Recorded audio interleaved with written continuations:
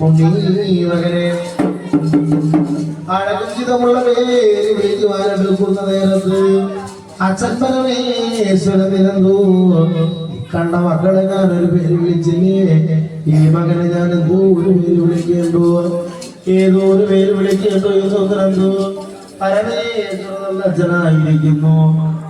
ഈ മകളുടെ അടിമുഖത്തേക്ക് നോക്കുമ്പോ മകളുടെ അടിമുഖത്ത് കണ്ടറിഞ്ഞു പോകുന്ന വില്ലും പൊന്നും കിരീടമാ നൽപതങ്ങളണിയാതെ പോകുന്നൊരു മഴ കൊണ്ടോടല് തങ്കച്ചട പേർച്ചടയണകായി തോന്നുന്നു.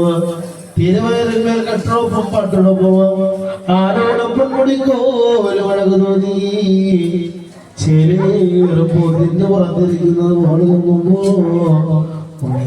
മകനായിരിക്കുന്നു. അന്നേരത്ത് പേര് വിളിക്കുന്നു. അച്ഛൻ പരമേശ്വരന്റെ ബീജത്താലും മഹാവിഷ്ണു ഭഗവാനെ മായ മകനെ സുരാഗുരുവേ